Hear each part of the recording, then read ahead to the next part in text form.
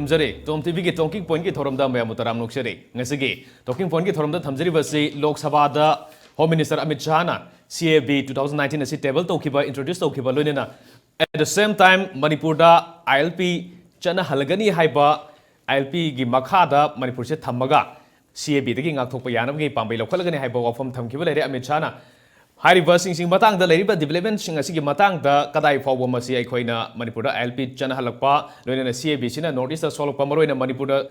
solokpa singi matang de kamaina ngak thokpa ILP sina karamna protection pi ba haiba sing sigi matang da ngasi khana jagaduri basi loina ngasi TOMTV gi talking point gi throm da election biriba guest asi ai hek thanana election biriba sina Manipur Pradesh Congress Committee ki spokesperson biriba ja ningombam Bupenda Maiteni ojabu taram loksere oja Bupenda gi hek thanana election biriba sina neso gi secretary general oibibita natana MSU gi advisor so biriba oja sinam Prakash ni oja sutaram loksere loina oja Prakash ke hek thanana election biriba sina BJP Manipur Pradesh ke spokesperson biriba oja CH Sidanandani oja sutaram loksere loina extreme right election biriba sina Manpack ki co-convener biriba oja ning thokjalan chani oja sutaram loksere ngasi han ba thamjari ba talking point ki question say oja Bupenda dagi hojara ge ek thanana judum phamina ramina oja Bupenda dagi lakserage ngasi CAB se charang ba marakta khoi gi Lok Sabha da Home Minister Amit Shah na introduce to ki balone na masi khana digme thamgre lone na pass to ne haibu gisu asai am chaw le haibu taro ja masida sige iroi na ILP chana halagani haiba wafam masu lakosina Manipur gi miyam da yamna इखौ लांबा अमदि खंगनिंबा हेनबा हाइतारे मसिदा इगरनेस हेलकपसि मतंगदा सेंटर की मूव से CAB की मतंगदा ILP पुसलकपसि अनिसिगी तुनि यमम तमदो जकमाइना थमिनि अखोइना हजि येंजगदौरिबसे ngasi हजि ngasai अखोइ honourable home minister Shri Amit Shah ji ना Manipur da inner line permit chanagani haina di laukthokre but the question is inner line permit hairibase अखोइना येंजगदौरिबा asi inner line permit chanariba jaga sing si mostly tribal areas na namna oi aduga hajibukta non tribal area da inner line permit chanaba thengadriba aduna haji akhoni yengakadoriba si article ko 19 of the Indian Constitution si the freely movement tawbasi da reasonable restriction amaga loina na thamakadoriba ne haji ki inner line permit se aduna Manipur hai as a whole as a tribal state na tamnina karmain tawdana inner line permit se chanaga doino haibse ma haji official gazette notified tawdri akhoni yengadoriba si 2013 da matamadugi Minister of State Home Affairs akhoi ki sarkar UPA sarkar lainingai da Rajya Sabha gi unstarred question number 393 da ILP ki matang da mahangna sumaina reply p ki special permission for entry by Indians haiba matam sida madugi reply to the iri maduri kaino haiba da inner line permit haiba sidi ko bon Bengal Eastern Frontier Regulation 1873 gi dagi lakpa adugum inner line permit amane ba Bengal Eastern Frontier Regulation hairibasidi ek makti natte now the question is howji inner line permit ase kari da masibu legally bound to haiba matam sida akhoi gi ma Rajya Sabha da Minister of State Home Affairs 2013 da thamkhibu da hairibasi Criminal Law Amendment Act 1961 gi section 3 aduga subsection 1 dane aduga section 3 akhoi gi section 3 aduga akhoi gi mogi clause 1 haiba tariko Section 3 Clause 1 the hairibasi masida piri maduri by notification in the official gazette that if the central government considers that in the interest of the safety or security of India or in the public interest it is necessary or expedient so to do it may by notification in the official gazette declare any area adjoining the frontiers of India to be a notified area and thereupon for so long as the notification is in force such areas shall be notified area for the purposes of this section. This is in section 3 of the Criminal Law Amendment Act 1961. Sina legally bound to rokana koi mi chang mo yai ya de natraga restriction lai haidi bane aduna haji akhone yenga to ribase Union Home Minister masamakna verbal statement ni thamgre the question is haji koi official gazette tholak 3 karmaina tawduna in what modality non tribal area akoina sauna lairiba Manipur Valley sida karmain tawduna masi ILP channel ka doino haibasi we have to wait and watch now that is point number 1 now akoina bill asi opposed to ribase bill asi Bharat की इतिहास ता आहान बो ओइना ngasi haibase haji hajik Lok Sabha da debate chathari bill asi citizenship amendment bill 2019 asi akhoi gi introduce tawdringai da pung ama hena introduce tawba yaroi as per the rules of procedure of Lok Sabha haidana maduda marai tawba kanda bill asi yai yade masi akhoi bill gi content nataba bill asi introduce taw yai yade haibu gi content aduda ꯑꯩꯈꯣꯏ ꯉꯁꯤ vote ꯇꯧꯈꯤꯕ but then since government has a majority 293 ꯂꯩꯔꯦ yes yes but ꯑꯗꯨ ꯑꯩꯈꯣꯏꯅ ꯌꯦꯡꯒꯗꯧꯔꯤꯕꯁꯦ we will also ꯍꯥꯏꯗꯤ ꯇꯨꯡꯗꯁꯨ ꯑꯗꯨꯝ ꯂꯥꯛꯈꯤꯅꯤ in the due course of today's discussion ꯃꯗꯨꯗꯤ ꯁꯤꯒꯤ ꯂꯩꯔꯤꯕꯁꯤ article 5 ꯑꯣꯏꯔꯣ article 10 ꯑꯣꯏꯔꯣ article 13 14 ꯑꯣꯏꯔോ article 21 ꯑꯣꯏꯔോ even ꯑꯩꯈꯣꯏꯒꯤ ꯚꯥꯔꯠꯀꯤ ꯁꯪꯕꯤꯙꯥꯟꯗ ꯂꯩꯕ basic structure ꯍꯥꯏꯅ preamble ꯗ ꯂꯩꯕ ꯑꯩꯈꯣꯏꯒꯤ secularism ꯍꯥꯏꯔꯤꯕ ꯋꯥꯍꯩ ꯑꯁꯦ ngasi Kesavananda Bharati case ki judgment asu high graba maram adudi karino hai matamda under article 368 of Indian constitution akoina constitutional amendment ma porakpa matamda Bharat ki संविधान की leiba magi basic structure madu ki basic structure ki manu secular hai base it is very much there secular hai bo wahi asisu akoi preamble de yauriba masi ki ona tainabada basic structure thuaina ba madu porakhiba bill liba masida aikoi gidi it is very clear cut masidi Bharat ki संविधान की ahanba oina itihas amuk han thoktriba madugo makhala thuaiba madugo bill masidam noina safeguard hap kera hap poira that is a different discussion aikoi ILP phangba hai masidi phangdrab yadra khoi hak ne ba now the question is if the home minister is stated home minister na yengbio mai ngasi ki verbal statement ai chu ta jaiba maduda assam gi 6 OBC communities scheduled tribe pirani hana lapthoki ahom do moi haju pidriba mai ngasai statement do madu koi pina bo honari na dum taulai reba kari ki damakta ma koi bo ST pidriba no ba howing Manipur je ILP lagadi is the government of Manipur going to recommend Meitei ST to the center that is the whole point so how are you going to introduce ILP in Manipur what is the base here that is the whole point and without having an official notification gazette how can we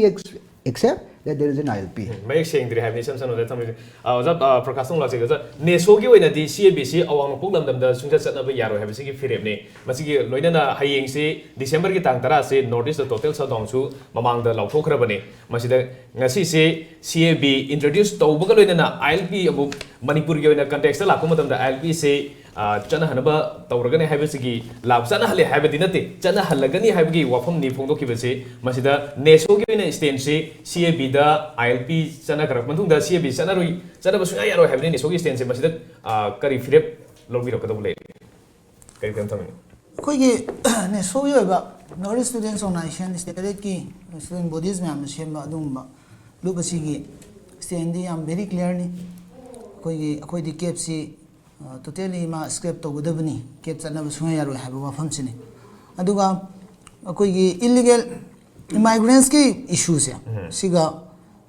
koi huji moina kep pukhalai ba ILP ga in tawri basi masi illegal immigrants ki magi issues di ama mang ngai digi lera abni aduna 2006 ta moina amend to e basi khangu thak ta tor basi adu ILP gi adai sik schedule chana ba jaga dadi moi je chana ro exam torani हारेगा मैं आमदा कोई की ILP चन्नरा गदी CC दु लेब जगह ददी cap की provision दु ले रोय अदुन काइम सोरोय मणिपुर काइम सोरोय हायदना तौरी बचा कोई इवन बमला का थागतना जी याम हराउना तौरी बचा मसी आईडी वाहन थो लांगने खले नंदी illegal immigrants की इशू जी something different ने हाने दगी लेरा अपने यामना मनुंग याम लुबा अदुगा याम something different ni अखोय दी अदुगी इशू दो अदु एड्रेस तो भी हायबने अदुगा ILP सिदी अकोई की हक नहीं ILP दी अकोई की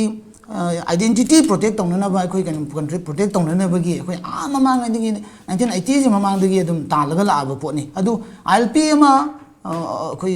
honorable union home minister ILP Manipur दसो मु चना हला अनि एना फुंदोय बदो अदु दी अकोई सु welcome तवी अकोई की demand हांदे तौ लाग बदुमा पिबिरनी हाबसिदी अकोई welcome Tawi but KB is something different much bigger than ILP hai tane aduna अकोई की दी KF से दुमक script तौ बददम लेखिनी अकोई की education कार्यक्रम ता हंदोबल लेरोय अदुगा अकोई ना ममांग दसो अकोई की conference ता अकोई मफम दा अकोई ने meeting तौबा अदुगा press media गे थोंदो दुम हाइजगे बदुनी Northeast entire 7 states it should be treated as a single block tungan be state tare tungan na koi gi yen badong na manang ina du loro nang ina du tawro hai ga tawra pura Northeast ki unity ma koi gi mat toy ba nuksina ba koi gi fruit sing si ma chen ma thugai na bagi taw ba sa ma si taw bi gnu hai be single entity ma oina ubiu hai ba entity ma ubiu aduga mafam khara dana koi gi se ILP chana ba jaga 6 schedule chana ba jaga dadi kano se KFC exam tawre chana ro habadi maduna taibadi KFC phatre habane badu jaga du dadi adu Assam da mafam ahum gotane कोई कार्बी आंगलोंग अदगी बोडो अदगी लेबा मोय अहुम खतन अतै जगादी 62 चना देबा मेघालय दसु लोइना बा 62 चना नत्रीबा मफम खरा ता मदु फत्रे दी बेड इज बेड मफम खरा दा फत्रे द वेन मफम खरा दा फत्रे बो मफम खरा दा कमाइना फबा ओइदुनोबा अदुना मदु अखोय उजे आईएलपी पिरानी हारगा चनबसु लेट्री कनो तबसु लेते अदुना तुंगानबा कनो लेग्रे अदुगा हेता हराउदना मदु तबुदु तबम थोक्ते मरमदी इलीगल इमाइग्रेंसी प्रॉब्लम सी असम दा एनआरसी की सुप्रीम कोर्ट ना येंगगा मॉनिटर तौर एनआरसी तब मतम दा आम 40 लाख डिटेक्ट तौरे देन अगन अमुक तो 19 लाख डिटेक्ट तौरे हाइरिबो 19 लाख सी इशू सी मोय कमाय एड्रेस तौदनो मोय डिपोर्ट तौबसु तौररो हाय मा शॉप तौरगे सी अदु मोय जी लोइना लीगलाइज तब मतम दा मदुदगी थोरकदबा प्रॉब्लम मयाम दो मदु अखोय येंगबम संग अखोय मदु खंगमिनबम संगेबा यामना कनोनी अदुगा अइगोंदा डॉक्यूमेंट एमखा अइगोंदा फंगजै नसी 2005 दा गवर्नमेंट ऑफ इंडिया ना त्रिपुरा दा थारक कनोनी लेटर नि मसिदा हारिसी सेंटर ना स्टेट गवर्नमेंट सिंग ना illegal migrants in citizenship certificate pithu ebasi moi notice tawre aduna adungum do citizenship grant of city center khaktani state government gi authority leite aduna lan adumana grant of tobi gu khuduk le po haiba chini adini 2005 adai da government na masana detect tawi ha gadi 71 1947 na thomjal lakhiba 71 na thomjal lakhiba adu hojik bakta masing tingamna thomjal leisi moina kayam yamna piramgani haibasi मधुगी कनोदुनी अदुना मधुगुंबा लोतना लेबा अदुगुंबा foreigner मयाम दो मधुगी मयाम दो legalise तौथोकपा तारगदी मधुदी Madhuda ओरगदबची थिंगदुनी 2014 मावबा लोइना exam तौगनी हाबा पोतुनी अखोइना यानिंग्द्रिसे अदुना 1951 कट ऑफ ईयर दुदा डिटेक्ट तौरगा अखोइदी अदुबो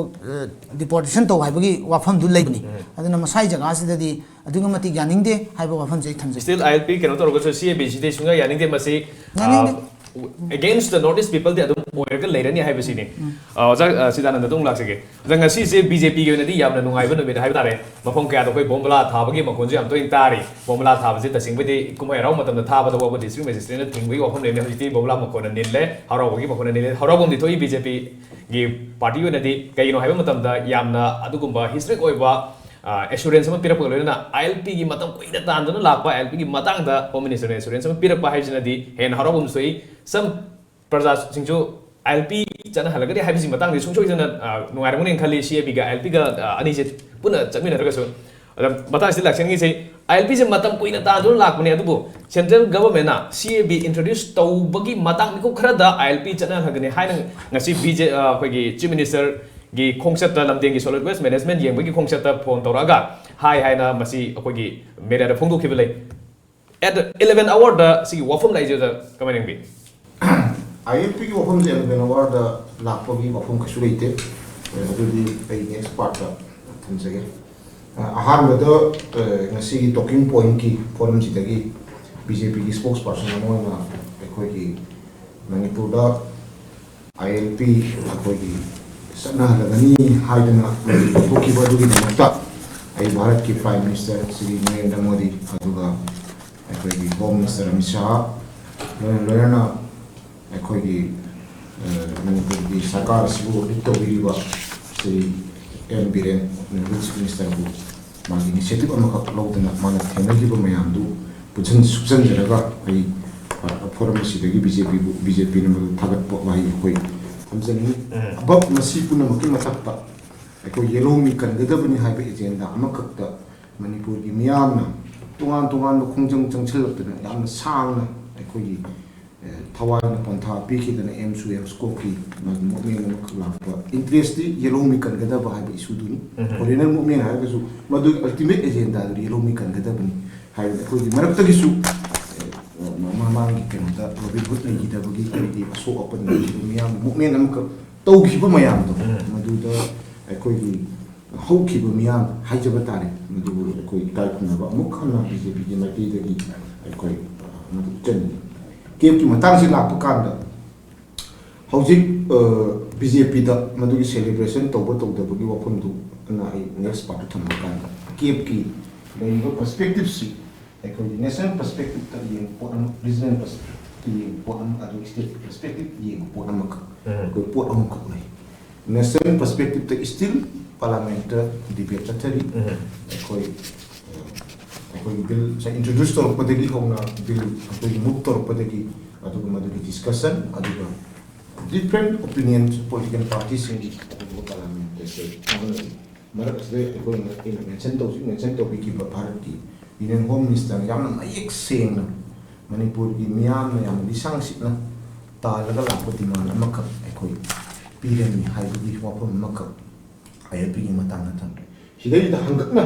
ꯑꯩꯈꯣꯏꯅ ꯌꯦꯡꯖꯅꯤꯡꯉꯤꯕꯁꯤ ꯌꯦꯁ ꯀꯦꯞꯀꯤ ꯅꯦꯁꯅꯦꯜ ꯄꯔꯁꯄꯦꯛꯇꯤꯞꯀꯤ ꯗꯤꯕꯦꯠꯇꯨꯗꯤ ꯀꯣꯡꯒ꯭ꯔꯦꯁꯁꯦ ꯑꯩꯈꯣꯏꯒꯤ ꯗꯤꯐꯔꯦꯟ ꯑꯣꯄꯤꯅꯤꯌꯟ ꯂꯩꯒꯅꯤ ꯌꯥꯝꯅ ꯚꯦꯔꯤ ꯀ꯭ꯂꯤꯌꯥꯔ ꯑꯩꯅ ꯀꯣꯡꯒ꯭ꯔꯦꯁꯇ ꯑꯗꯨ ꯍꯥꯏꯔꯒꯁꯨ ꯀꯣꯡꯒ꯭ꯔꯦꯁꯅ ꯄꯥꯎꯈꯨꯝ ꯑꯃ ꯄꯤꯒꯅꯤ ꯑꯩꯈꯣꯏꯒꯤꯁꯨ ꯄꯥꯎꯈꯨꯝ ꯑꯃ ꯄꯤꯒꯅꯤ ꯑꯩꯈꯣꯏꯒꯤ ꯄꯔꯁꯄꯦꯛꯇꯤꯞ ꯚ꯭ꯌꯨ ꯑꯥꯏꯗꯤꯌꯣꯂꯣꯖꯤꯀꯦꯜ ꯃꯗꯨꯒꯤ ꯗꯤꯐꯔꯦꯟꯁ ꯂꯩ ꯃꯗꯨꯗꯤ ꯑꯩꯈꯣꯏꯁꯨ ꯀꯦꯞ ꯑꯁꯦ ꯅꯦꯁꯅꯦꯜ ꯀꯟꯇꯦꯛꯁꯇ ꯅꯦꯁꯅꯦल ꯏꯟꯇꯔꯦꯁꯇ ꯇꯧꯗꯕ ꯌꯥꯗꯕ ꯇꯉꯥꯏ ꯐꯗꯅ ꯄꯥꯁ ꯇꯧꯗꯕ ꯌꯥꯗꯕ ꯑꯦꯛ ꯑꯃꯅꯤ ꯍꯥꯏꯕꯁꯤ ꯗꯤꯐꯔꯦꯟ ꯐꯣꯔꯝꯗ ꯑꯩꯈꯣꯏꯒꯤ ꯂꯤꯗꯔꯅ ꯉꯁꯤꯒꯤ ꯇꯣꯀꯤꯡ ꯄꯣꯏꯟꯠꯀꯤ ꯁ꯭ꯇꯦꯠꯀꯤ ꯑꯣꯏꯅꯁꯨ ꯇꯣꯀꯤꯡ ꯄꯣꯏꯟꯠꯀꯤ ꯐꯣꯔꯝꯗ ꯑꯗꯨꯒ ꯇꯣꯉꯥꯟ ꯇꯣꯉꯥꯟꯕ ꯃꯦꯗꯤꯌꯥ ꯐꯣꯔꯝꯁꯤꯡꯗ ꯗꯤꯁꯀꯁꯟꯗ ꯄꯥꯔꯂꯥꯃꯦꯟꯇ ꯁ꯭ꯇꯦꯠ ꯑꯩꯈꯣꯏ ꯂꯣꯏꯅꯃꯛ ꯑꯩꯈꯣꯏ ꯍꯥꯏꯁꯨ ꯍꯥꯏꯒꯅꯤ ꯃꯗꯨ ꯑꯍꯣꯡꯕ ꯀꯔꯤꯝꯇ ꯂꯩꯇꯦ ꯑꯩꯈꯣꯏꯅ ꯌꯦꯡꯖꯅꯤꯡꯉꯤꯕꯗꯤ ꯁ꯭ꯇꯦꯠꯀꯤ ꯃꯅꯤꯄꯨꯔꯒꯤ ꯀꯟꯇꯦꯛꯁꯇ ꯉꯁꯥꯏꯒꯤ ꯌꯥꯝꯅ ꯁꯦꯡꯅ ꯍꯟꯗꯛꯀꯤ ꯑꯩꯈꯣꯏ ꯀꯦꯞꯀꯤ ꯏꯝꯄ꯭ꯂꯤꯃꯦꯟ ꯇꯧꯔꯛꯄꯒꯤ ꯃꯇꯥꯡꯗ ꯑꯩꯈꯣꯏꯒꯤ ꯃꯗꯨꯒꯤ ꯗꯤꯁꯀꯣꯔꯁ ꯑꯃ ꯇꯥꯃꯣ ꯑꯩꯈꯣꯏ ꯑꯩꯒꯤ ꯌꯦꯠꯇ ꯂꯦꯡꯁꯤꯟꯕꯤꯔꯤꯕ ꯇꯥꯃꯣ ꯂꯥꯟꯆꯥ ꯍꯣꯏꯒꯤ ꯃꯦꯟꯄꯦꯛꯀꯤ ꯇꯤꯝ ꯑꯃ ꯐꯥꯎꯕ ꯌꯥꯎꯅ ꯑꯩꯈꯣꯏꯒꯤ ꯁ꯭ꯇꯦꯛ ꯍꯣꯜꯗꯔꯁꯤꯡ ꯑꯃꯤꯠ ꯁꯥꯍꯅ ꯃꯥꯒꯤ ꯄ꯭ꯔꯣꯁꯦꯁ ꯑꯃꯈꯛ ꯃꯥꯒꯤ ꯁꯤꯁꯇꯦꯃꯦꯇꯤꯀꯦꯂꯤ ꯑꯩꯈꯣꯏ ꯁ꯭ꯇꯦꯛ ꯍꯣꯜꯗꯔꯁꯤꯡ ꯃꯌꯥꯝ ꯋꯥꯔꯤ ꯁꯥꯗꯅ ꯃꯅꯤꯄꯨꯔꯒꯤ ꯗꯦꯂꯤꯒꯦꯁꯟ ꯑꯃ ꯆꯠꯄ ꯀꯥꯟꯗ ꯌꯥꯝꯅ ꯐꯖꯅ ꯉꯥꯡꯅꯈ꯭ꯔꯕ ꯋꯥꯐꯝꯅꯤ ꯍꯜꯂꯛꯑꯒ ꯑꯩꯈꯣꯏꯒꯤ ꯏꯌꯥꯔꯄꯣꯔꯠꯇ ꯑꯩꯈꯣꯏꯒꯤ ꯄ꯭ꯔꯦꯁ ꯏꯟꯇꯔꯚ꯭ꯌꯨ ꯄꯤꯅꯈꯤꯕ ꯃꯌꯥꯝ ꯁꯔꯀꯥꯔꯒꯤ ꯃꯥꯏꯀꯩꯗꯒꯤ ꯑꯣꯄꯣꯖꯤꯁꯟꯒꯤ ꯂꯤꯗꯔꯒꯤ ꯑꯩꯈꯣꯏꯒꯤ ꯃꯥꯏꯀꯩꯗꯒꯤ ꯄꯤꯈꯤꯕ ꯑꯗꯒꯤ ꯑꯩꯈꯣꯏ ꯑꯣꯅꯔꯦꯕꯜ ꯆꯤꯐ ꯃꯤꯅꯤꯁꯇꯔꯅ ꯄꯤꯈꯤꯕ ꯑꯩꯈꯣꯏ ꯂꯣꯏꯅꯃꯛ ꯇꯥꯟꯅꯈ꯭ꯔꯦ ꯑꯗꯨꯅ ILPꯁꯤ ꯑꯩꯈꯣꯏ ꯌꯥꯝꯅ ꯍꯦꯛꯇ ꯀꯩꯅꯣ ꯑꯋꯥꯔꯗ ꯄꯤꯔꯛꯄꯅꯦ ꯍꯥꯏꯕ ꯋꯥꯐꯝ ꯑꯩꯈꯣꯏ ꯁꯨꯡꯂꯩ ꯂꯩꯇꯦ ꯌꯦꯡꯕꯤꯌꯨ BJPꯒꯤ ꯑꯩꯈꯣꯏꯒꯤ 2017ꯒꯤ ꯑꯩꯈꯣꯏꯒꯤ ꯏꯂꯦꯛꯁꯟ ꯃꯦꯅꯤꯐꯦꯁꯇꯣꯗ ꯌꯥꯝ ꯚꯦꯔꯤ ꯀ꯭ꯂꯤꯌꯔꯂꯤ ꯑꯩꯈꯣꯏ ꯃꯦꯟꯁꯟ ꯇꯧꯏ ꯃꯗꯨꯗꯤ ꯃꯅꯤꯄꯨꯔꯒꯤ ꯌꯦꯂꯣ ꯃꯤꯁꯤꯡꯁꯦ ꯏꯟꯗꯤꯖꯤꯅꯁ ꯄꯤꯄꯜꯁꯤꯡꯁꯦ ꯀꯟꯅꯅꯕ ILP ꯅꯠꯇ꯭ꯔꯒ ꯃꯁꯤꯒꯤ ꯃꯥꯟꯅꯅꯕ ꯕꯤꯜ ꯑꯃ ꯏꯅꯦꯛ ꯇꯧꯒꯅꯤ ꯍꯥꯏꯕꯁꯦ ꯑꯩꯈꯣꯏꯒꯤ ꯄ꯭ꯔꯣꯃꯤꯁꯅꯤ number 1 number 2ꯗ Lok Sabha ꯏꯂꯦꯛꯁꯟꯒꯤ national ꯃꯦꯅꯤꯐꯦꯁꯇꯣꯗ ꯀꯦꯞꯀꯤ ꯃꯇꯥꯡꯗ ꯑꯩꯈꯣꯏ ꯄꯣꯏꯟꯠ ꯅꯝꯕꯔ 12ꯇ ꯌꯥꯝꯅ ꯐꯖꯅ BJPꯒꯤ ꯅꯦꯁꯅꯦल ꯃꯦꯅꯤꯐꯦꯁꯇꯣ 2019ꯒꯤ ꯗ ꯌꯥꯝꯅ ꯐꯖꯅ ꯁꯦꯟꯇꯦꯟꯁ ꯑꯅꯤ ꯑꯍꯨꯝꯒ ꯑꯩꯈꯣꯏ ꯌꯥꯝ ꯐꯖꯅ ꯃꯦꯟꯁꯟ ꯇꯧꯏ ꯃꯗꯨꯗꯤ ꯀꯩ ꯅꯣꯔꯠ ꯏꯁꯀꯤ ꯄꯤꯄꯜꯁꯀꯤ ꯑꯦꯄ꯭ꯔꯤꯍꯦꯟꯁꯟ ꯑꯃꯈꯛ ꯂꯩꯔꯤꯕꯁꯦ ꯑꯩꯈꯣꯏ ꯃꯥꯒꯤ ꯁꯣꯁꯤꯌꯦꯜ ꯑꯗꯨ ꯑꯥꯏꯗꯦꯟꯇꯤꯇꯤ ꯂꯤꯡꯒ꯭ꯋꯤꯁꯇꯤꯛ ꯑꯗꯨ ꯃꯁꯤ ꯄ꯭ꯔꯣꯇꯦꯛ ꯇꯧꯅꯅꯕ ꯃꯗꯨꯒꯤ ꯀꯃꯤꯠꯃꯦꯟꯠ ꯑꯩꯈꯣꯏ ꯂꯩ ꯍꯥꯏꯗꯅ ꯃꯗꯨꯒꯤ ꯀꯃꯤꯠꯃꯦꯟꯠꯒꯤ ꯃꯇꯨꯡ ꯏꯟꯅꯅꯤ ꯉꯁꯤ ꯑꯩꯈꯣꯏꯒꯤ ꯑꯣꯅꯔꯦꯕꯜ ꯍꯣꯝ ꯃꯤꯅꯤꯁꯇꯔꯅ ꯋꯥꯟꯕ ꯁ꯭ꯇꯦꯠ ꯄꯨꯝꯅꯃꯛꯀꯤ ꯁ꯭ꯄꯦꯁꯤꯌꯦꯜꯂꯤ ꯃꯦꯟꯁꯟ ꯇꯧꯋꯦ ꯑꯗꯨꯅ ILPꯒꯤ ꯋꯥꯐꯝ ꯑꯃꯈꯛ ꯂꯥꯛꯄꯁꯤ मधु अꯩꯅ ꯉꯁꯥꯏ ꯃꯊꯛꯇ ꯄꯟꯖꯈꯤꯕ ꯑꯜꯇꯤꯃꯦꯠ ꯑꯦꯖꯦꯟꯗꯥꯗꯤ ꯀꯩꯅꯣ ꯌꯦꯜꯂꯣ ꯃꯤ ꯀꯟꯕ ꯃꯅꯤꯄꯨꯔꯒꯤ ꯏꯟꯗꯤꯖꯤꯅꯁ ꯄꯤꯄꯜꯁꯤꯡ ꯑꯁꯤꯒꯤ ꯃꯁꯤ ꯄ꯭ꯔꯣꯇꯦꯛ ꯇꯧꯕꯒꯤ ꯃꯥꯒꯤ ꯋꯥꯐꯝꯗꯨꯅꯤ ꯑꯗꯨꯅ ꯃꯁꯤꯗꯩꯁꯤꯗ BJP ꯌꯥꯝꯅ ꯂꯣꯡ ꯁꯥꯡꯅ ꯂꯥꯛꯄ ꯗꯤꯃꯥꯟꯅꯤ ꯑꯩꯈꯣꯏꯅ ꯁꯔꯀꯥꯔꯗ ꯂꯥꯛꯏꯁꯤꯗꯤ ꯁꯦꯟꯇꯔꯗ ꯂꯩꯔꯤꯕꯁꯤꯗꯤ ꯏꯠꯁ ꯑꯣꯟꯂꯤ ꯑꯕꯥꯎꯠ ꯑꯩꯈꯣꯏꯒꯤ ꯕꯥꯖꯄꯥꯏꯒꯤ ꯃꯇꯝꯗꯨ ꯄꯨꯟꯁꯤꯜꯂꯀꯥꯟꯗ ꯑꯩꯈꯣꯏ ꯆꯍꯤ 10 ꯄꯨꯟꯅ 10 10ꯒ ꯍꯣꯏ ꯁꯝꯅ 10 खरा हेन हाइब तारे सांग भारत शासन तौरमीब कांग्रेस की मागी नतकन अतोप पुछिनब तौर में सरकार सांग लेखि मतमदा अदुमक लाउन लाए अदुमक लाउन लाप कांसिदा अखोइना बीजेपी ना हेक्ट केप चनब यानब पुसिलप वखम नते ममांग द ILP गी चना हलवाइना दाबीजे अदुकी मतिक अदुकी मतिक संचि वैतारे इसमें अब यौग्र मतमदुदा बीजेपी गवर्नमेंट गदाय वैता लेबगे है मतमदुदा पीपल्स प्रोटेक्शन बिल वफम लाप कांद स्टेट ना मनपुर पीपल बिल की मतंग दसो के एसेंस फंगदन हाइतारे असुब यावग रिप्लाई से लेता वैतारे थो अदुगी मतंग दुदा concept clear होइना से concept clear हम को कोई भी हो येलो मी कन्बा है पोतुने बिल नतर ए टू टेक्निकली मदुगी नसागी क्वेश्चन को एराइज तो इतो कइनो के सेंसस सी स्टेट ना डिसीजन लोगो नंबर नंदा फॉरेनर की पॉपुलेशन सेंसस सी यूनियन लिस्ट या क्लियर यावे सेंसस सी की मतंग एनी प्रॉब्लम तो को कान स्टेट ना हेक्टा यूनिलैटरली डिसीजन लोगो नंबर नंदा मदुगी लीगल टेक्निकल ग्राउंड करी ले आउदगी एकोगी सेंसस नता वो फॉरेनर की इशू नी लाई वफम जी केप की माय सिटीजनशिप नत्र फॉरेनर आई बिसु एको यूनियन लिस्ट यावे अदायुदा एको यामना कुपन नैना बम कक्षंगी हाइबनी अदोइदा एको ने इनिशिएटिव लौदबा की वफम दुदी लीगल ओइबा मागी लॉजिकल कंक्लूजन हम लाप कांदे लीगल की टेक्निकल ग्राउंड दुदी फजन एड्रेस तो कक्षंगी हाइ अदुना बीजेपी की ओइना एको नसी थमजरी बसी एको this is the beginning. Ako ahobune na ko idum. Ako ilawi masina ako aruiba kaino sunati. Maruni yelumi kanaba. Ay national perspective da di yamna sang sa chero. Steady context da miyamna. Yamna sang demand to gunla ko pu amaka ako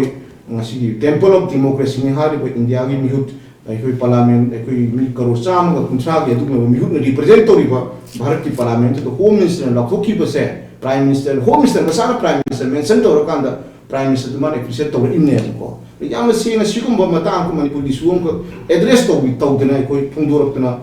ko gi yamna sang long stand di man ko la ko si positively madu criticize to birakanda mado ai di appreciate to bagi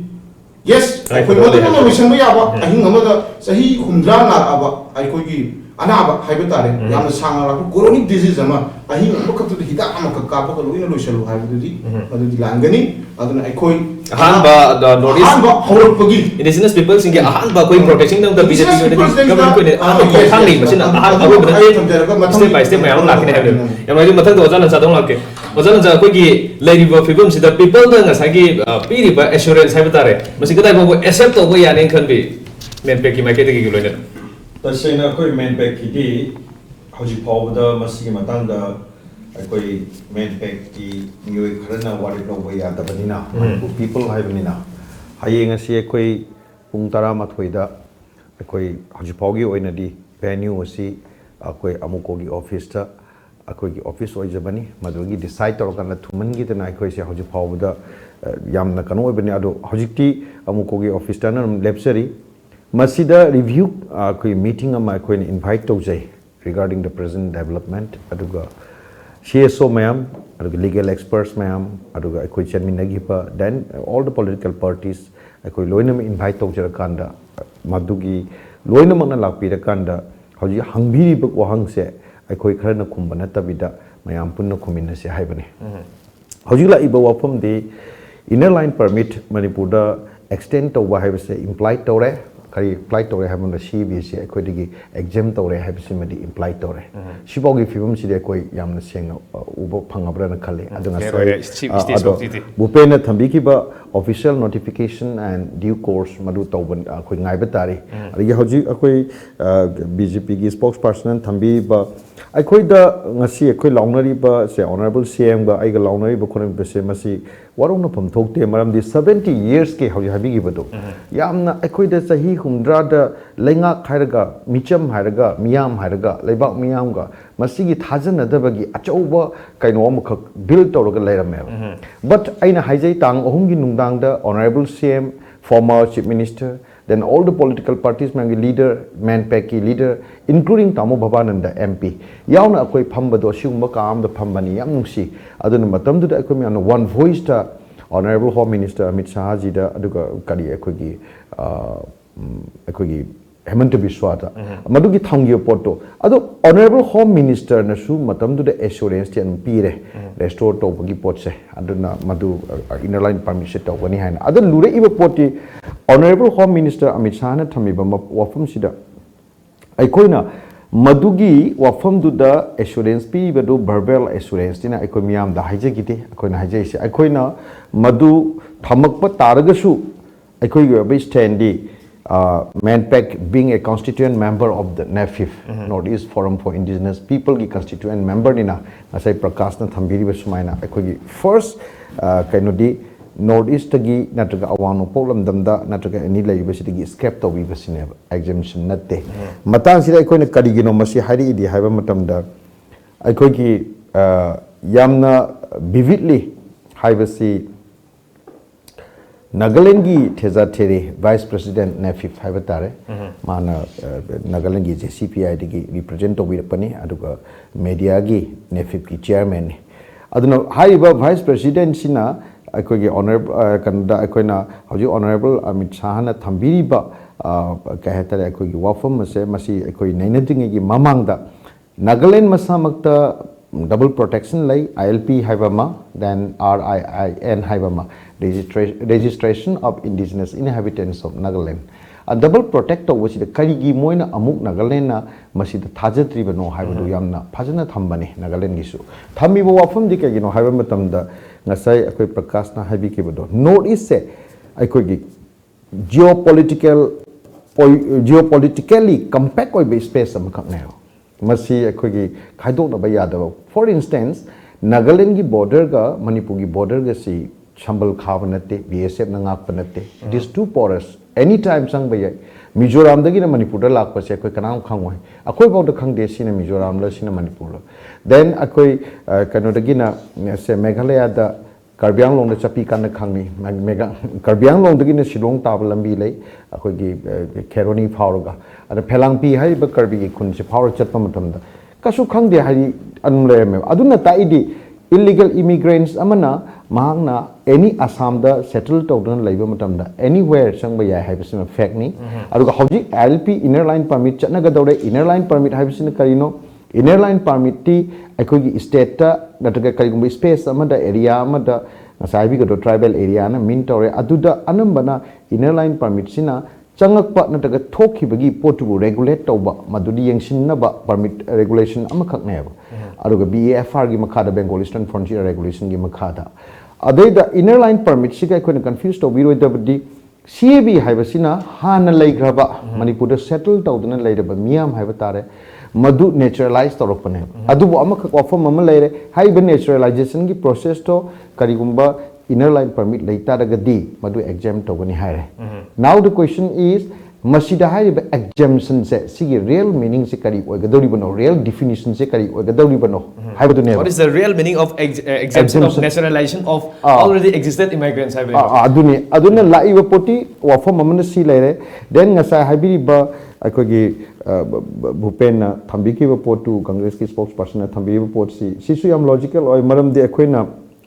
tribal areas na min torokpa matamda or se inner line torokpa matamda akoi khuding ba ki leiba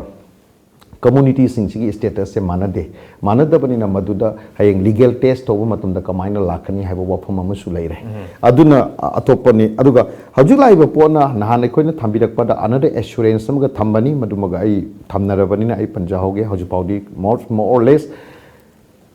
NRC na akoi hemant biswana akoi da palak pase NRC na akoi detection and deportation haji akoi gi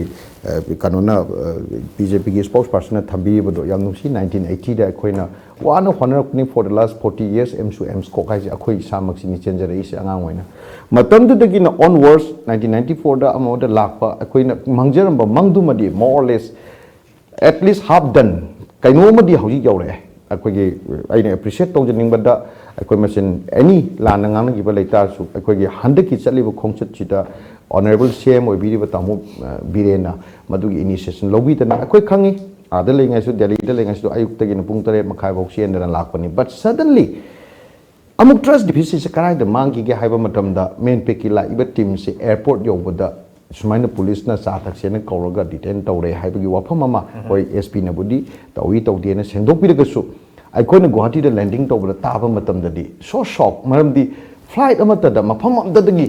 Manipur Bhavan masamaki no aga thomina ba aikoi myam sina suddenly flight changra kan da kai no tawri ise akoi dagi ngau ba hore kai then ali madugi sindu change tawgi buduni yamna nuai treze adubo at least akoi kuina mangjarak pa pot de at least half done tawi aduga appreciate su tawjage honorable CM gi akoi da nungdang phamina bada akoi no wari sanabani sanarami ba wari du da di yamna nungai dana khoi che hale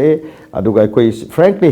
lanchama si tawsi khochi loi ngangna makan da sida lakki ba scenario si kamai to nam change tawgi bano maduda gi ne ba thole iba myam se aduna madugi consequence hai taro ja marakthana tin prem tan logje break ki matung da makang se thasake being da break singa te prem tan logje ki ku prutang emnisi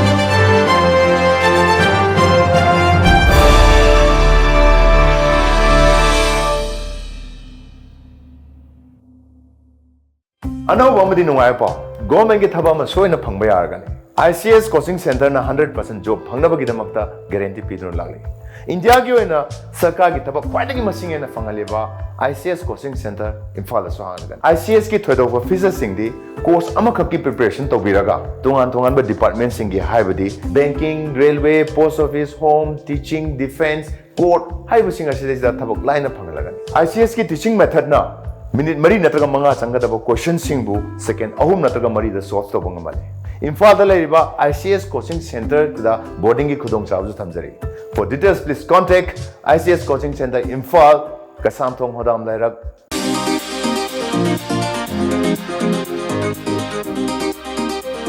India gi ahanba amsung anisuba IBBF Fitness Miss India contest ta anira gold loduna Manipur gi mingsat purakrabi Joyceni Devi gi instruction makhada hangdok seroi Valentina Fitness Center nupi khaktagi oiba nupaga punna sanamina bagi nuaitaba koiba amata leiroidaba jimni Valentina Fitness Kaisampa Junction opposite Churachampur parking mafam asida Zumba gym cardio na chingbagi sanaba khudong chabasu phangbigani Ayuk pung mga dagina numidang pung nipan phauba sanaba phangbaga loinana akopa marol gidama Valentina Fitness Kaisampa Junction dagi khangbi bayagani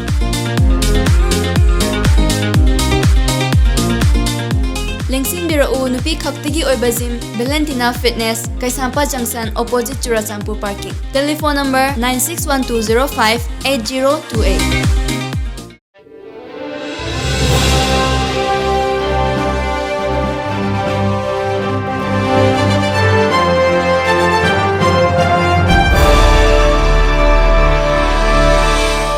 Break matung da mayam bomu kana talking point ki thorom da taram noksari mathang question se oja bopen da dong lak sege oja lairi ba phibam sida CAB se introduce tore Lok Sabha da di masi almost adum pass tawragani haibagi akoina adum yeng da dum khangjare haibu tare mayam sui khangbi rangone Rajya Sabha da mo khayeng se that 10 da December ke 10 da Rajya Sabha da mo table tawna bugi phibam ne lairi se Lok Sabha da ge mo loir matung da Rajya Sabha ki stage se yorko matam da su mamang gi da koi gi table tawbungam gi da ba hai tare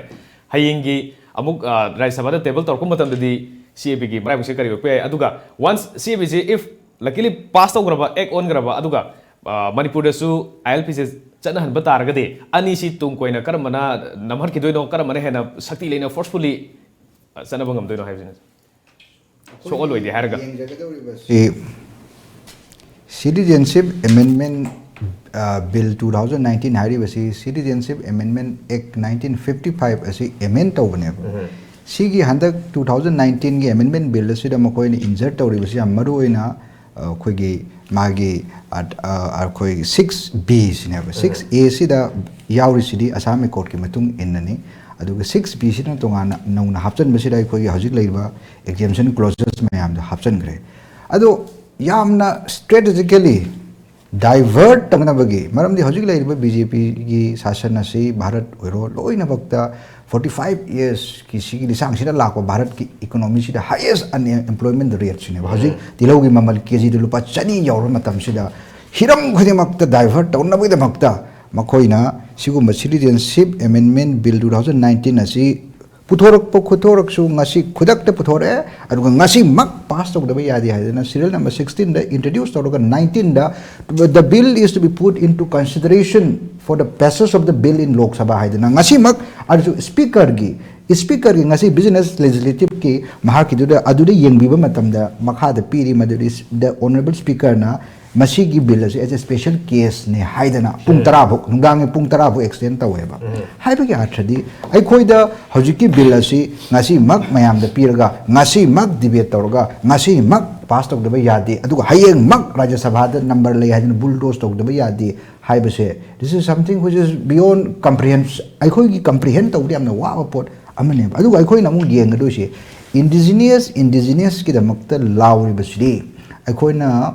Congress Party FCD mama ngai de hona hanek de hona ai khoi di indigenous ki tamuk le ko la ba du party amane ba taseng na indigenous bu protection tawge hairaga di matam adu ge khoi Dr. Manmohan Singh Honorable Prime Minister Dr. Manmohan Singh na maitai ST demand committee na satpa matam da pung amrom hena bibi khiba madugum ngasi ki Bharat ki matam du ki Bharat ki Pradhan Mantri ngasi Shri Narendra Modi ji bu thagat le ba Manipur da ILP la kadore la e haibu ki matagum manam di notification thok tu mina ado la agadi ai khoi gi maitai ST sunoi ka do bi recommend taw dino haibu se this is a very very legal and constitutional point neba second point da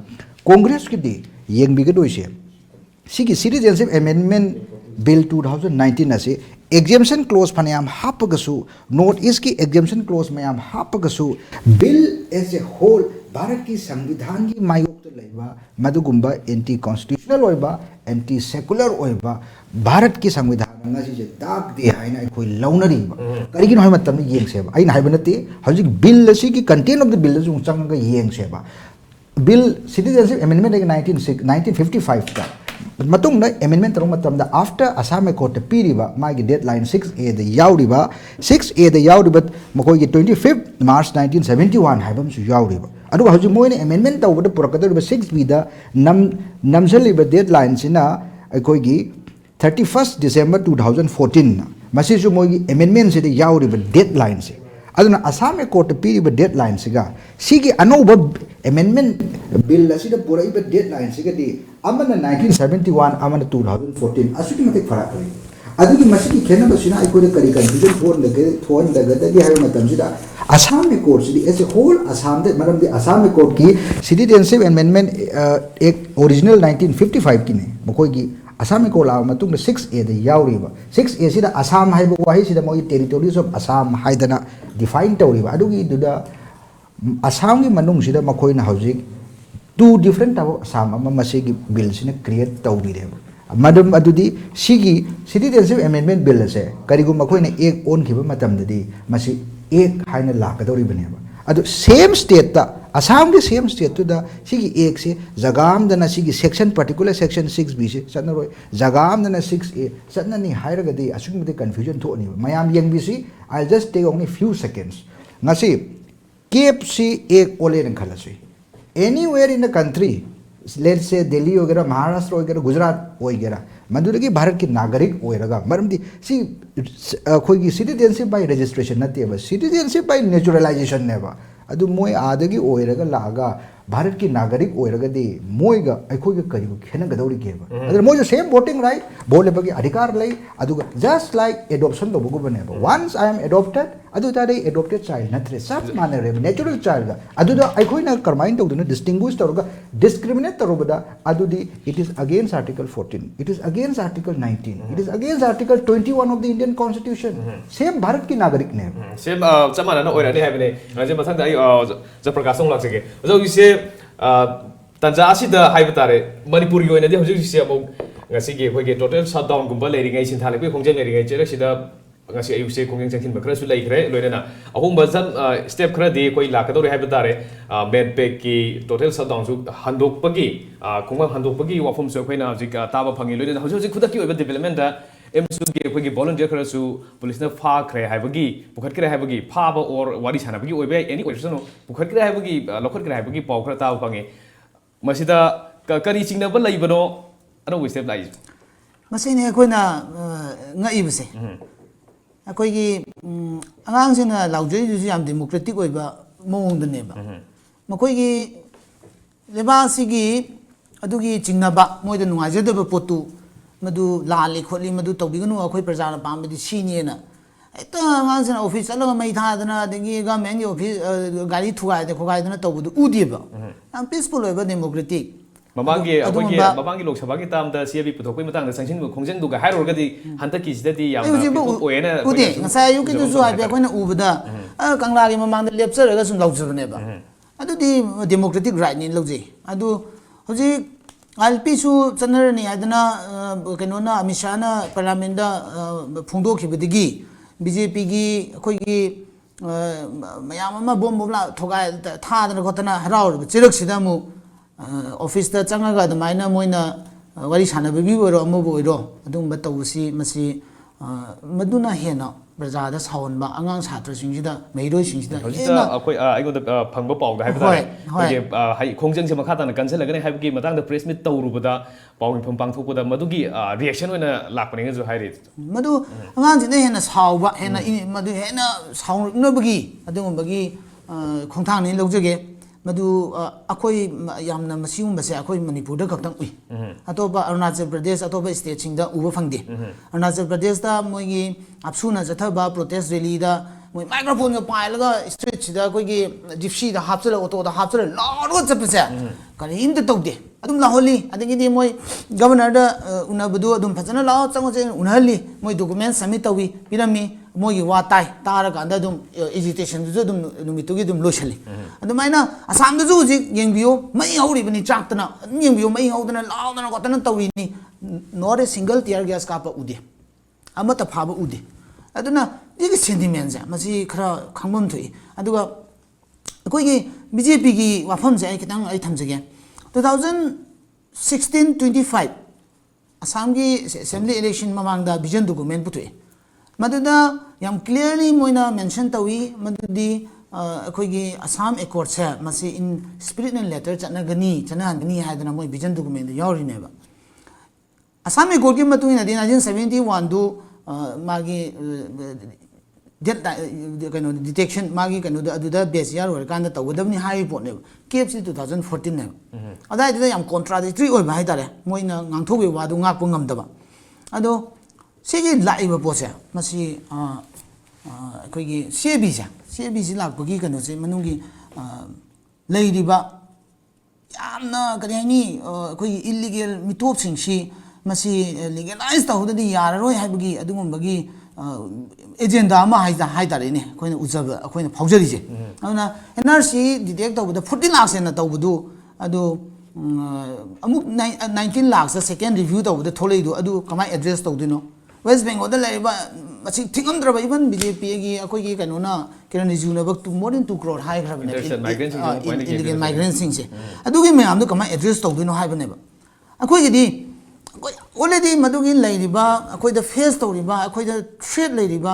ꯀꯜꯆꯔꯗ ꯑꯥꯏꯗꯦꯟꯇꯤꯇꯤꯗ ꯑꯩꯈꯣꯏꯒꯤ ꯂꯦꯡꯒ꯭ꯋꯦꯁꯇꯤꯛꯇ ꯂꯩꯔꯛꯏꯕ ꯑꯩꯈꯣꯏꯒꯤ ꯂꯣꯟꯒꯁꯤ ꯑꯩꯈꯣꯏꯒꯤ ꯄꯣꯌꯥꯟ ꯌꯥꯎꯁꯜꯂꯛꯇꯅ ꯃꯁꯤꯒꯤ thread ꯂꯩꯔꯛꯏꯕ ꯃꯌꯥꯝꯁꯦ ꯃꯗꯨꯒꯤ address ꯇꯧꯕꯤꯌꯨ ꯍꯥꯏꯕꯅꯦꯕ ꯑꯗꯨꯒ ꯑꯣꯟꯅ ꯇꯩꯅꯕꯗ ꯑꯩꯈꯣꯏꯅ ꯇꯥꯔꯤꯕ ꯗꯤꯃꯥꯟꯁꯤꯡꯗꯨꯒꯤ ꯔꯤꯋꯥꯔꯗ ꯑꯣꯏꯅ ꯏꯜꯂꯤꯒꯦꯜ ꯃꯥꯏꯒ꯭ꯔꯦꯟꯁꯤꯡ ꯗꯤꯇꯦꯛ ꯇꯧꯔ ꯗꯤꯄꯣꯔꯠ ꯇꯧꯕꯤꯌꯨ ꯍꯥꯏꯔꯤꯕ ꯋꯥꯐꯝꯗꯨꯕꯨ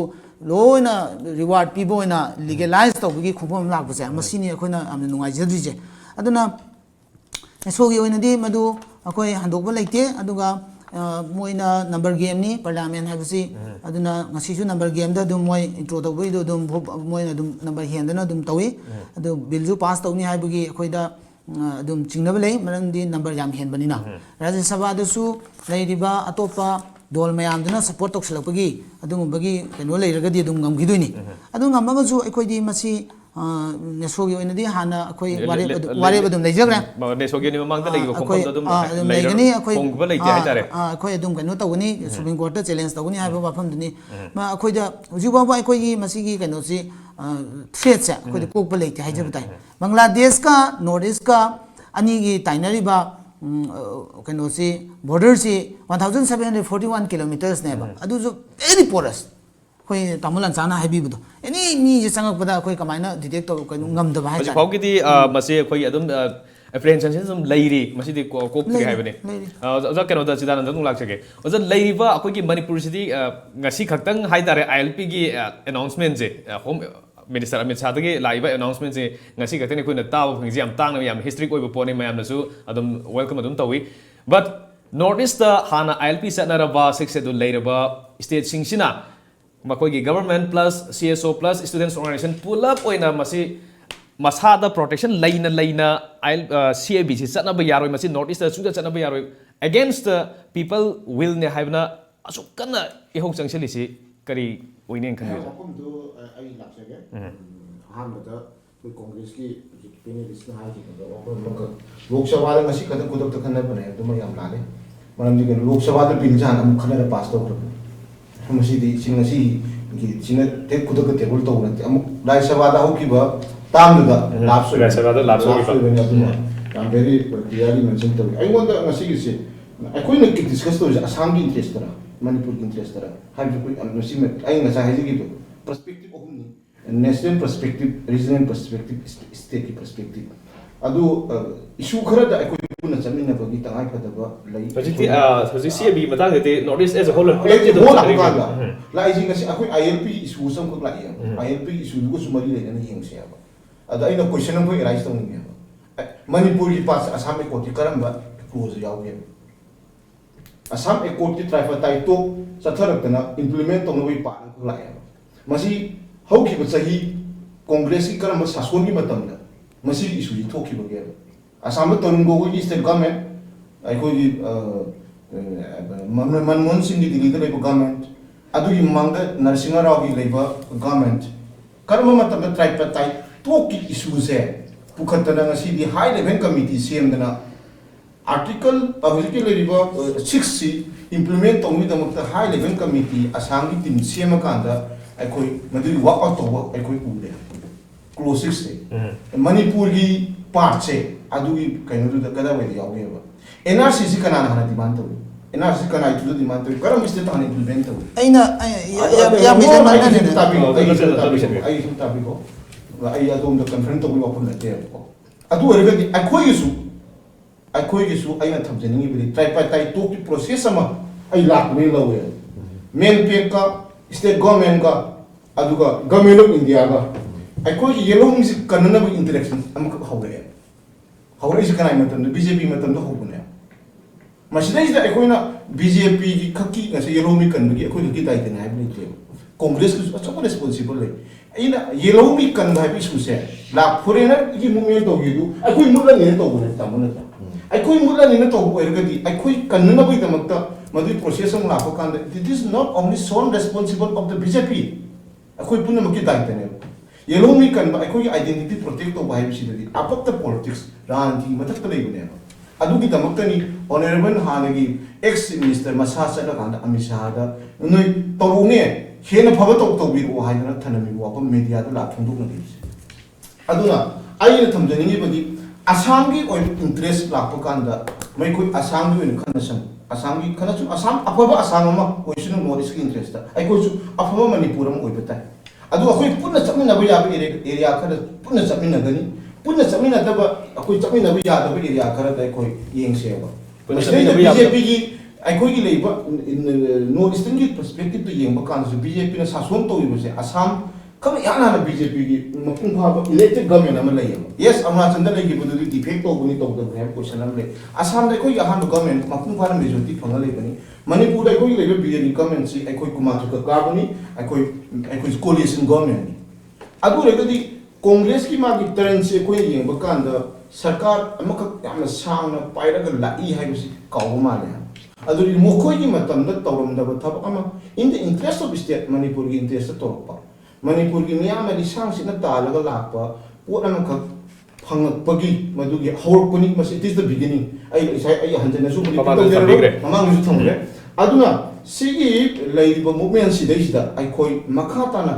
changchen ba amaka ngasi dagi hor kan da natra mayam mamang gi changchen le puna gi subsel la ka ai koi process ang kap te koi leire bharat sarkar ka ai koi ga interact NRC gi wapum leire ngasai ai na thamjeni NRC do congress ki pene lisna thammega aikoi ki assam accord to thamiba magi BSR ga NRC ki BSR ga assam accord si Rajiv Gandhi ki matam sign toram bane Rajiv Gandhi matam sign toram ga who is the responsible aikoi 1951 de lepo hai mo 1971 de lepsale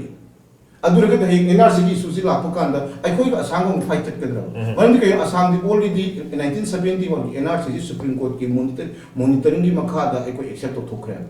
number 1 chima kai clarification pile ren khali aduna di number 2 da hoje ki lejen ko na sai infiltration ki wapam se NRC da 19 lakhs detect to asam ki interest ai dung di clarification am ta pija ho ge 19 lakhs ki manung da ai koi madu neutralize to ro matung da mag si wa lamba ko lamba la lamba matung manung da NRC ga sai ki tu di magi lakh yo potu da asam ki officially government ki spokesperson na Hemant Biswana harisi only 2 lakh ki 2,40,000 ki Hindu population nama yawi adu Hindu population di panang 1,20,000 mukti India today contract man hai ne ne center ri besi on the record ni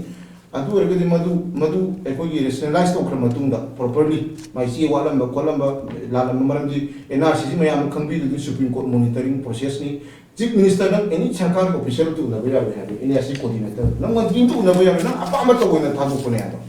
rule lui manung da aduna ekoi NRC du ma da gate ma yam le beli ju bapum di be ekoi la isini ko aduna NRC gi la i report amo khak detail pero kan foreigner ni hai ai manipur kan tek sung chang jare se na ni la thor po kan da mo koi mi ke mo koi da la ki ke ma foreigner ni hai da detail tor gum ne NRC da mi la tra ma de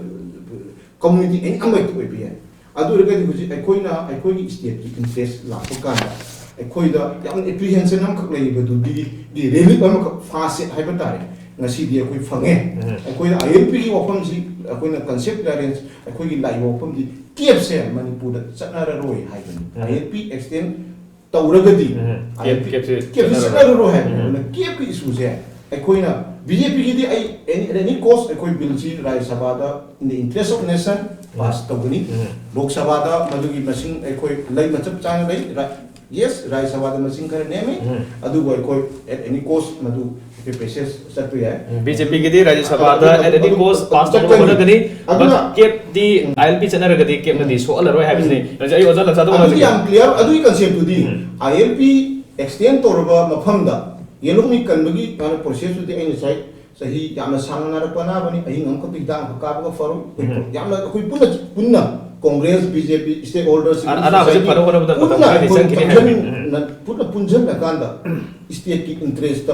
ai koi sarkar asida na democratic system asida thase bi rakan BJP ki sarkar koi ngasi lai ba se lai ta busu ai matang na Congress ki comment la busu sarkar da thaje biu adu ko ai koi amit sana pi ba isu assurance lai da la ko due course of action magi gazette notification ta ya ko rule kari la ko ai koi khana la bi matang koi sufficient lai ai koi sufficient lai ai koi opinion pung do koi kari to ya bagi hai ba matang da asar ko ya ba anu ba ai koi chama na afamro da purang bagi matang dei hai bre ozana sa dong lak jege ozanga sai se ayuk da bagi paumi singa una ba ma da paumi singa hango hang pa khum da ko gi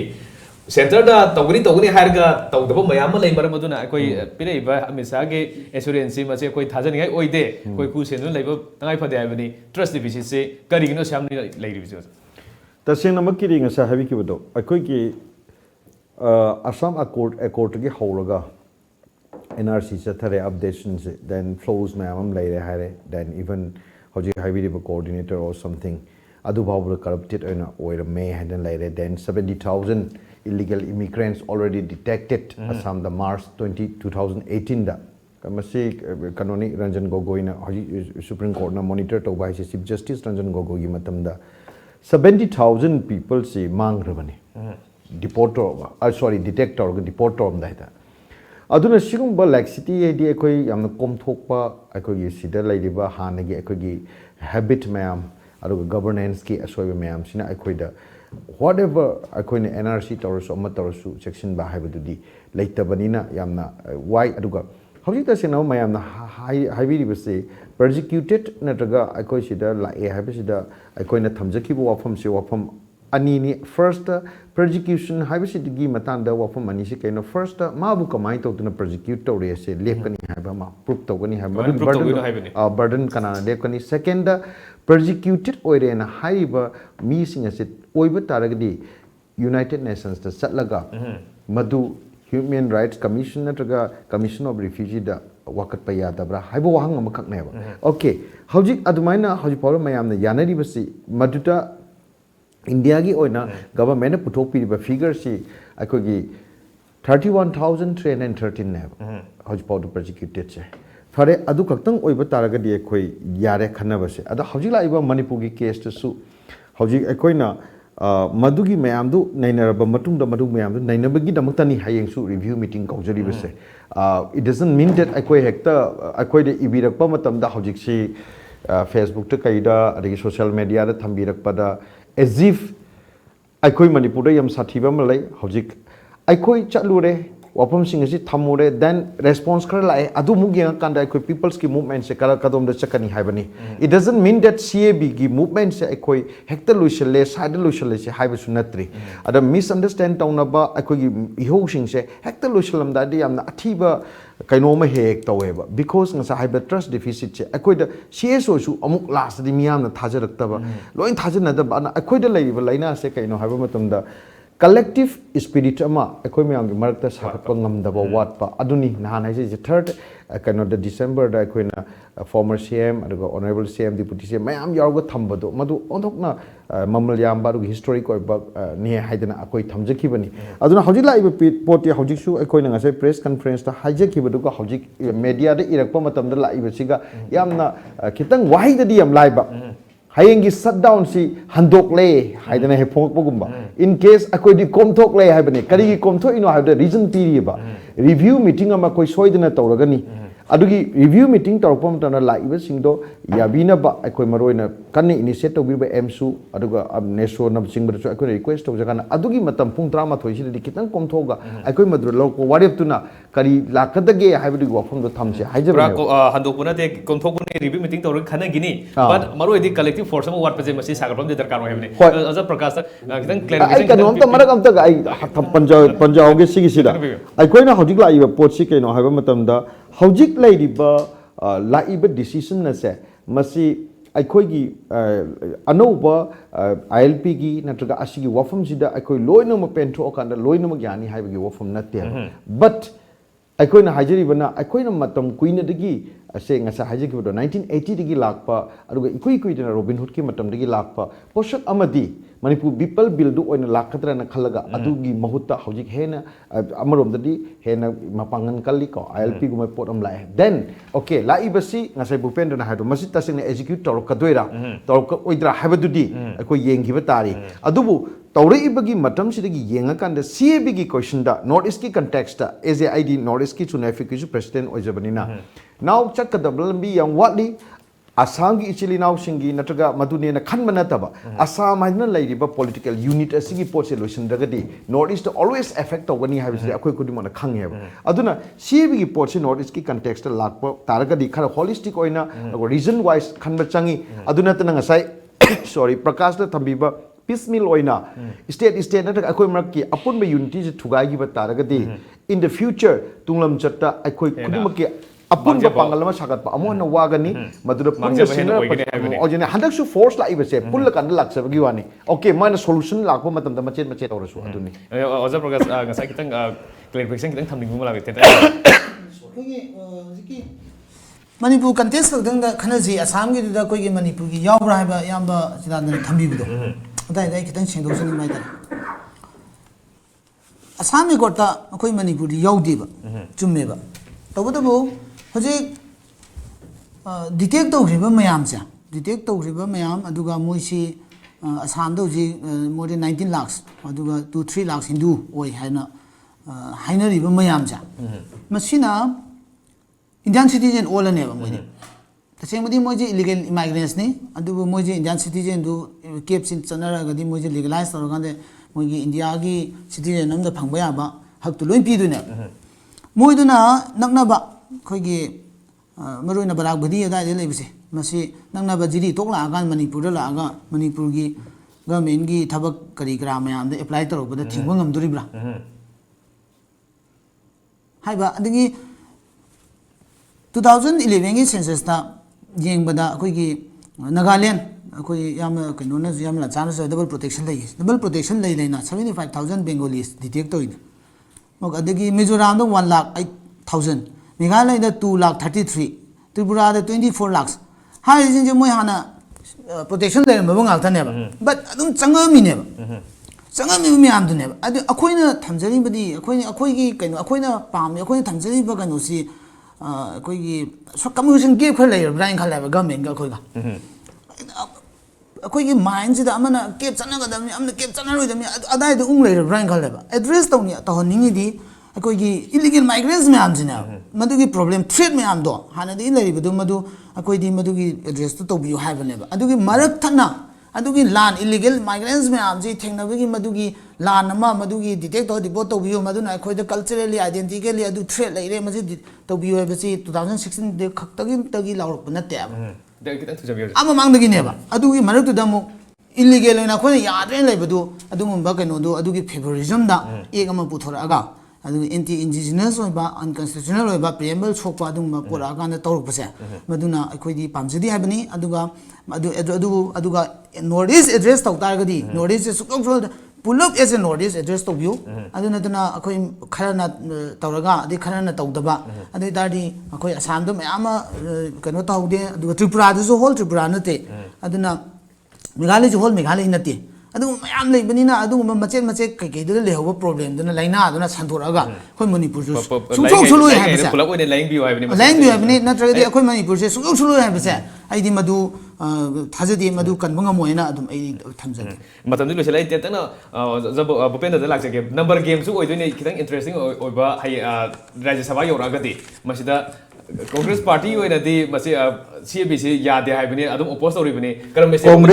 Congress ki di Citizenship Amendment Bill Hajiki Lady Form 2019 asi Anovade Masi Hana Mangyung na 2016 the Putorokudina te Madam di Matam 16 Lok Sabha the lapse tau Brabani Matam the exemption clauses ILP natraga 6 schedule area am the yaw disina Anubam never 100 Lok Sabha for the first time Putorakriba fresh. Now the point is I coin a yang adori say BJP Haiba Mahaki Sarkar Adoga BJP Haiba party Masiki Wakalona say on a ten of the Tauba. Self contradiction the Oiba. Karigin Hamatam 2014 da Matamdugi Prime Minister candidate Sri Narendra Modi in Assam Matamda. Adraga Lam Salu the Mahang Haidam say illegal foreigners mayam say a coin Sarkar the Lagri Tanhora ni Haibaneva. Nasi Masi Mo Makoi Masaman Putoi Citizenship Amendment Bill 2019 Haibu Wai City Yauri say illegal migrant Haibu Wai Yauriba. Aduna illegal foreigner indigenous kanni haiba parties in a command kando no Makoi Masamang the bill Sibu Olenamakta illegal foreigners Mayamadu Ngasidi Bharat ki Nagari Ohela Harga Makoi Bharat ki Pradhan Mantri Bharki Mukhamantri Manipuri Mukhamantri say I say Kontragi Matumdi Bangladesh ki Lapona say Madu Masidaki Masigi Exi through the Lapa Nagari Amano Erapiana lady Madam Maduna Nasi Ikoina Yang Adoriba say Sri Amit Shah Union Home Minister Ashamatic Live of Tibamna Bharat ki akoi British matamathomba partition adu Congress na hai maral siribado Muhammad Ali Jina ki pok adu ki mahak na partition theory lakte ngai da sahi tra thuki mamangda Veer Savarkar hai mahaki ese Hindu Badr 1923 da masigumba akoi ki India Pakistan partition tawgadabani hai ba wahi se ahan ba thamam se kanamta nate Hindu Mahasabha ki leader makoi ki BJP ki makoi ki guru hai batai Veer Savarkar ne aduna Lok Sabha ki honu ngasi home minister na illegal aikogi foreign mayam puthorkani har detect togoni har matamadugi sari Narendra Modi ngasi ona tenga bada ko nagarik oilaga masi aikoi indigenous punamak se ILP Manipur sahi mangai mamang leiram ba leiram masu ngasi Manipur prajana kep ki mathakda adum oppose togoni Congress ki total opposition ILP leiram masu 6 schedule chana masu always CAB mai tadum leigam da tetana ai oda sitana tadum lachar ke tetana thabyo ja question am tan hana lok chawge ja leiriba phibam sida koi ge indigenous people kanni haraga di kannab ki thabak san lokhat bida atopa country sing ki oina lokshalaga moi du hana kano tawduisi karino moi country tu da oina kano approach to ya dabra then higher platform that UN the kaida madu approach to ya dabra hai UN the approach to ya wala chan su mamang thang gi bele UN the approach to UN the approach to ngamdra kan da magi problem thula kan chana ba ngak tane India constitution masai constitution jina protect tungna bugi right ama pi hojiki lam Bangladesh ta Rohingya ji magi refugees ki mafum Bangladesh Pakistan Afghanistan ki oiba countries na protect to so ngam darba sin adu ki matang gudane adu tani kitang kumdhara ga koina ground ying minase na ji India ki leiba parliament sina madugi fully authority ko yo podam ka kaido bi koina UN da chattu no Kanagumba Karabu Natragana regularized Toguni. According to later secularism, KFC amendment, Magi criteria, eligible criteria, citizenship nationalized Togi, neutralized Togi, Amka happy one. Hojik, Nasai Parliament, Kumiba, Misana Committee, anybody can come process to la. I could win Taram Okuni High. Adu religious prosecution labor, upon the Ekoi Mitopsi, Ekoi missing a same machine hunter, about like waxing to the deep. Nakoi minority interest, minority means Bangladesh level minority. Minority means Pakistan level minority. Minority means Afghanistan level minority into the Madu open neighbor, the Ramagi to open neighbor city. It is not a new one. I do recommend to protect only have still loud on last point, Madu loud indigenous Kandu Wapam say, I am from the news at Tenate. How come I say Congress ki say sahi sanga sasun torom bisi he kawe 1971 isuzam ka lakna Bengali koi Bangladesh liberation ki matamda kanana no Assam the voter display hapam bisi kana standing order no mutu Indira Gandhi ki standing order Indira Gandhi ne direct half point half ne voter display adu ngasi BJP ta tainani sekali no adu aina thamde ningi badi Congress ki magi ideological difference de man fight of the tosun adubu leiriba wafam di amisana puthuiba India constitution ki article mayam ngasai pallaga hai basina article sing asida karan ba jaga de ek natraga law sugem sembo yaroi dharma ki mamingda natraga religious prosecution ko citizenship se pi basuma yaroi karai wadi yauge Election karma. Manipur context ta aina haje Congress ta aina appeal to jani badi appeal to jani badi Manipuri context, regional context, nation context hai. Kar khaibu aga ai koi yang view punna mix to rogadi masih lambi lamang na gani. Tumana alag-alag na yang web ni adu amaron dadi punna masih chatni de ya da bagi kiba masu Bharat ta lai basi with one law ne Manipur nagi law ama Delhi gi law ama there is only one law applicable. Muslim ki personal law was article 14 violate to No, then you bring the that is different story.